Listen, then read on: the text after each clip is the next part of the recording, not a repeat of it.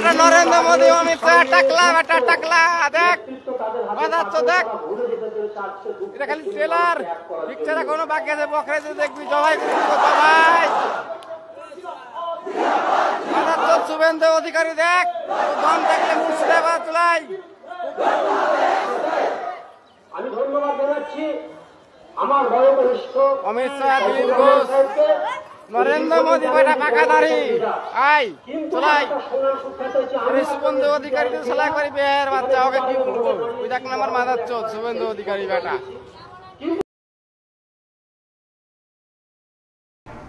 ছি ছি ছি ছি ছি মুখের ভাষা কথা এরা মুসলমান ছি অশিক্ষিত গণ্ড মূর্খ সমাজ বিরোধী দেশের প্রধানমন্ত্রী মানে হোম মিনিস্টার তারপরে শুভেন্দু অধিকারী বিরোধী দলনেতা তাদের নামে সব কথা আর কি বলা হলো মানে কুরবানি বকরা ঈদ কুরবানি সেই সময় নাকি জবাই করে ফেলবে এটা হচ্ছে ট্রেলার এখন সিনেমা বাকি রয়েছে কুরবানিতে বকরা ঈদে জবাই করে ফেলবে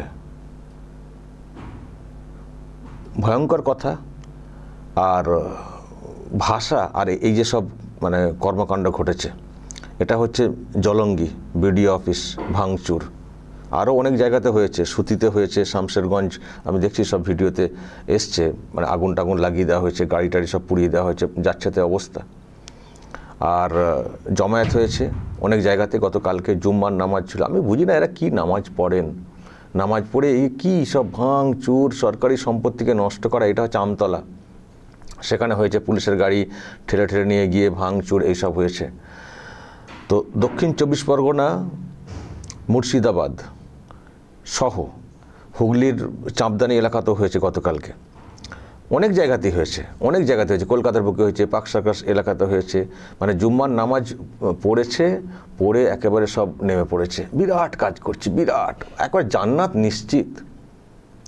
জান্নাত নিশ্চিত একেবারে এইরকম ভাব দেখানো হচ্ছে এসব ছেলে মুসলিম এদের কথা এরা বড়াই করছে আমরা মুসলিমের মানে ধারক বাহক আমরা মুসলিমদের কাজ করছি এরা মুসলিম এটা মুখের ভাষা কতজন ওখানে মানে সুস্থ অবস্থায় গেছে সেটা নিয়েও প্রশ্ন রয়েছে মানে এই তো হচ্ছে মুসলিম এরাই আবার আমাদের মানে সমালোচনা করে থাকে আমাদেরকে কলঙ্ক বলে এটা মুসলিমের কি সম্পদ এটা মুসলিমের সম্পদ আমরা কলঙ্ক হয়ে গেলাম এইসব আচরণ দেখে কথা বলতে গিয়ে আমরা কলঙ্কিত হয়ে গেলাম আমরা নাকি কলঙ্ক মুসলিম সম্প্রদায়ের এরা কি সম্পদ রত্ন এই তো রত্নের অবস্থা এই তো মুসলিমদের অবস্থা এ জাত এগোবে না এইভাবে চলতে থাকলে আর শাসকের ইন্ধন থাকলে এই জাত এইরকমই থাকবে আরও পিছিয়ে যাবে এই যে যারা ভাঙচুর করছে আমি তো তাদের শিক্ষা দীক্ষা নিয়ে ভাবছি যে কত শিক্ষা দীক্ষা আমি এটাও গতকালকে আলোচনা করছিলাম আমার বাড়িতেই যে আমরা দেখুন আমাদেরও পরিবার বিরাট শিক্ষিত পরিবার ছিল তা কিন্তু না আমরা আমাদের জেনারেশন থেকে শিখতে শুরু করেছি আমার কাকারা শুরু করেছিলেন কিন্তু পুরো মাত্রায় আমরা শুরু করেছি তো আমরা শুরু করেছি মানে আমাদের জেনারেশন হয়ে গেছে এবার আমাদের ছেলে মেয়েদের জেনারেশন এসছে তারাও মানে শিক্ষা নেওয়ার চেষ্টা করছে আমি শুধু ভাবছি যে যাদেরকে দেখতে পাচ্ছি এই ভাঙচুর করতে আসতে তারা তো আমাদের পরবর্তী জেনারেশন তো তারাও এখন এই রকম দিন এগোচ্ছে যুগ এগোচ্ছে শিক্ষার হার বৃদ্ধি পাওয়ার কথা তো এখনও তারা অস্বীকার মধ্যে ডুবে রয়েছে তাহলে এরা আর কবে উন্নত হবে এরাই আবার যখন বড় হবে তার মানে এরাই তো অশিক্ষিত পরিবার এদের আবার নেক্সট জেনারেশন হবে তো তারপরে কত জেনারেশন পিছিয়ে যাবে দেশ স্বাধীন হওয়ার পর থেকে তো অনেক সম্প্রদায় অনেকভাবে এগিয়ে গেছে তো মুসলিম সম্প্রদায় আর কত পেছাবে আর এই তৃণমূল কংগ্রেসের পাল্লাতে পড়ে থাকবে ওরা উস্কাবে এরা লাফিয়ে এইসব কর্মকাণ্ড করবে খুব ভালো হচ্ছে বিরাট পুণ্যের কাজ হচ্ছে তাই না বিরাট পুণ্যের কাজ হচ্ছে ছি প্রিয় দর্শক আমি শফিকুল ইসলাম এবং আপনারা দেখছেন আরামবাগ টিভি এদেরকে শায়েস্তা করতে গেলে অন্তত 355 ধারা করা উচিত, যেটা শুভেন্দু অধিকারী গতকালকেও দাবিটা তুলেছেন। শুধু শায়েস্তা না, একটু কড়া হলে না, আমি তো বলবো মুসলিম সম্প্রদায়েরও উন্নতি হবে। একটু কড়া হলে মুসলিম সম্প্রদায়েরও উন্নতি হবে। এইসব তাণ্ডব থেকে তারা বিরত থাকবে, শিক্ষা দীক্ষার দিকে তারা যাবে, শিক্ষা দীক্ষার দিকে তারা যাবে, আধুনিক শিক্ষাতে তারা যাবে।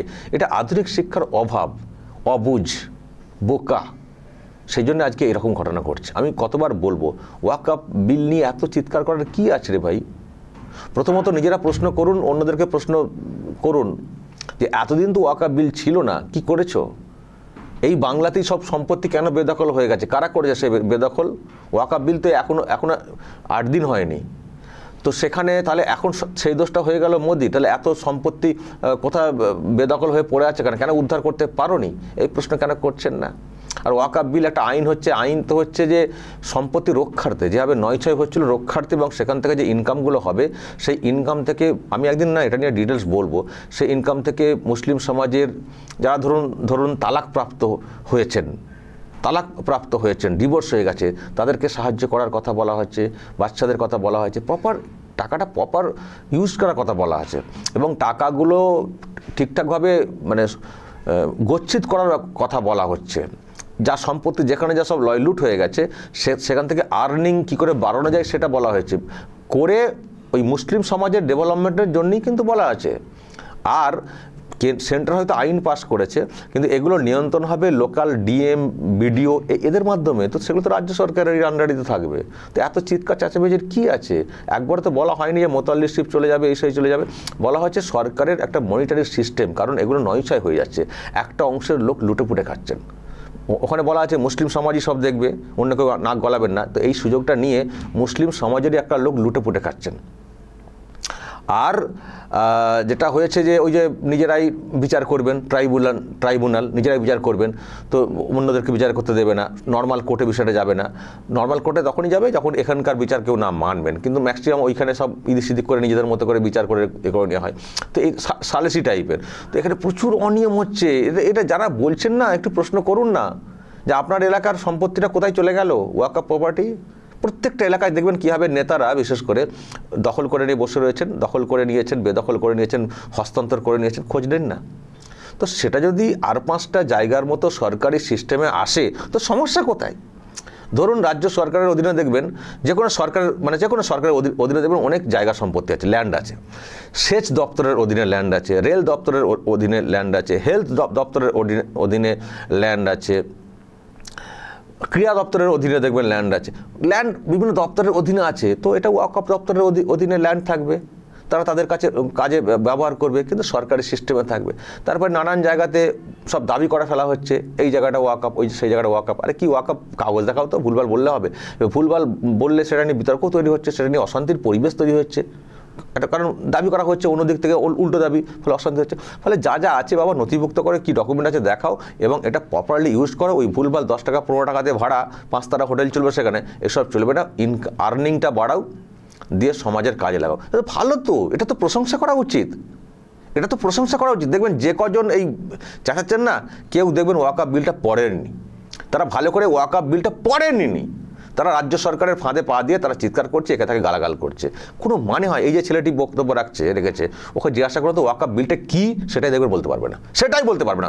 ও এটুকুই শিখেছে নারায়ে তাকবীর, আল্লাহু আকবার, আর বিজেপিকে কতল করো, এই করো, সেই করো, শুভেন্দু মোদি শাহকে গালিগালাজ দাও। এর বাইরে ও কিছুই যায় না। ওকে তো কলমা জিজ্ঞাসা করা হলেও মানে ঠিক করে কলমা, যে কটা কলমা আছে বলতে পারবে না, এটা আমি নিশ্চিত। যে কটা কলমা আছে বলতে পারবে না, আমি এটা নিশ্চিত। ওরা মুসলিম, ওরাই নাকি মুসলিমের ধারক বাহক, ওরা আবার আমাদেরকে কলঙ্ক বলে। আমরা ওইসব গোড়ামি ইসলাম ধর্ম তো আমরা চাই না, গোড়া ইসলাম আমরা চাই না। আমরা ইসলামের মূল যে প্রিন্সিপাল সেটা নিয়ে চলার চেষ্টা করি। ইসলাম শিক্ষার কথা বলেছে, সেটাকে মানার চেষ্টা করি। ইসলাম শিক্ষার জন্য যত দূর যেতে হয় বলেছে, সেটাকে পালন করার চেষ্টা করি। আর ধর্মীয় রীতি তো হচ্ছে যে, ধর্মীয় রীতিটা কি? ধর্মীয় রীতি হচ্ছে একটা অনুশাসন। কেমন জানেন তো, মানে আমি যে কোনো ধর্মের কথা বলছি, ধর্মীয় যে এগুলো তো অনুশাসন, এগুলো হচ্ছে মানুষের চলার পথে কিছু রীতিনীতি ঠিক করে দেয়, এটা হচ্ছে ধর্মীয় রীতি। কিন্তু আপনি যদি না চলেনি তো আপনার রীতিটার কী প্রয়োজন রয়েছে? ধরুন আপনি ফুটবল মাঠে খেলবেন, আপনি ফুটবল মাঠে খেললে আপনি কোনটা ঠিক খেলছেন কোনটা ফাউল করছেন সেটা তার জন্য কত নিয়ম করে দেওয়া আছে। আপনাকে এ করা যাবে না, ধাক্কা মারা যাবে না, এ করা যাবে না, লাইন ক্রস করা যাবে না, অফসাইডে চলে যাওয়া যাবে না, নিয়মকানুন আছে না। এই নিয়মগুলো যদি আপনি ফলো করেন তাহলে কিন্তু রেফারি বাঁশি ফুঁকবে, মানে আপনার পাপ হবে বা গুনাহ হবে, ইসলাম ধর্মের কথা অনুযায়ী গুনাহ হবে। সেটা কে ঠিক করবেন? যিনি রেফারি আছেন তিনি ঠিক করবেন, ওপরওয়ালা ঠিক করবেন, তাই তো? যে নিয়মের বাইরে গিয়ে খেলেছেন, বাঁশি হবে, পাপ হবে, তার যা শাস্তি হবার হবে। কিন্তু আপনি যদি খেলতেই না নামেন, তাহলে আপনার ওই সব নিয়ম কানুন কি কোথায় আপনি, আপনার দরকার তো নেই আপনার জন্য, আপনি খেলতেই নামলেন না, তাহলে আপনার তো নিয়ম কানুন তো আর কোনো অনুশাসন তো কোনো প্রয়োজন নেই। তো এটা হচ্ছে ওই টাইপের, খেলতেই নামছে না, বলা হচ্ছে এই মানতে হবে সে মানতে হবে। আর তুমি খেলতে গেলে তারপরে তুমি সেগুলো পালন করে চলবে, তুমি খেলতেই নামছে না, তুমি প্রকৃত শিক্ষার দিকে যাচ্ছ না, তুমি সেই কি করতে হবে, তুমি হয় পর্দা নিয়ে বসে থাকতে হবে, তারপর এই করতে হবে সে কথা, এইসব নিয়ে তুমি ডুবে যাচ্ছ, তুমি অনুশাসনগুলো নিয়ে পড়ে রয়েছো, তুমি মূল জায়গায় গেলে না। আরে তুমি শিক্ষার দিকে এগোও, শিক্ষাতে যাওয়ার পথে যদি তুমি অশালীন হয়ে পড়ো তাহলে সেটা তোমার রেফারি বাঁশি ফুঁকবে। তুমি যদি শিক্ষার দিকে না যাও, তুমি পর্দা করতে বলেছো বলে তুমি ঘরে পর্দা টাঙিয়ে বসে রইলে, তো তোমার জন্য অনুশাসনের কি প্রয়োজন রইল? তোমাকে তো বলা আছে, ধর্মে তো বলা আছে তুমি শিক্ষা নাও। তো শিক্ষার জন্য তুমি যখন তুমি রাস্তাতে যখন বের হবে তখন তুমি কিছু নিয়ম ফলো করে বের হবে, তুমি ট্রাফিক রুল ফলো করে বের হবে, বা ইসলামিক যে রুলগুলো যেগুলো নিয়ম না, ইসলামিক বলতে কি যেগুলো নিয়ম না, ইসলামিক বলে একবার বিরাট কিছু অনিয়মের তো কথা না, ব্যাখ্যা অনুযায়ী চলতে হবে, সায়েন্টিফিক ব্যাখ্যা অনুযায়ী চলতে হবে। আর আমরা সব গোড়ামি ভুল ব্যাখ্যা নিয়ে চলি। ধর্মতে কখনো কোনো মানুষকে বিপথে চালিত করতে পারে না, ধর্মতে কোনো মানুষকে কখনো কষ্ট দিতে পারে না, ধর্মতে কোনো মানুষকে পেছনে টানতে পারে না। ধর্ম মানুষকে এগিয়ে মানে যেতে সাহায্য করে, কিন্তু যাওয়ার পথে কিছু অনুশাসন মেনে চলার কথা বলে, যাতে করে তার চলার পথটা সুগম হয়। এটাই তো প্রসেস। কিন্তু আমরা কি করছি, ওই বাঁশি ফুঁকে দিবে, ঘরে বসে থাকি, খেলতেই নামবো না, কারণ খেলতে যদি ভুল করে ফেলি বাঁশি ফুঁকে দেবে, পাপ হয়ে যাবে, খেলতেই নামবো না। তো তোমার জন্য ভাই তখন তো রেফারি বলবেন, উপরওয়ালা বলবেন তোমাকে পাঠানোই ভুল হয়ে গেছে আমার, তুমি খেলতেই নামলে না, আর আবার আমি কখন বাঁশি ফুঁকবো সেই এতে বসে রয়েছো, তুমি গেলে না, তুমি চেষ্টা করলে না, তুমি গোল দেওয়ার চেষ্টা করলে না, তুমি টাফ পজিশনে গেলে না, টাফ পজিশনে যাওয়ার চেষ্টা করলে না, সেই সময় চলার পথে যদি কিছু ভুল থাকতো সেটা আমি বলতাম, তুমি তো খেলতেই নামলে না।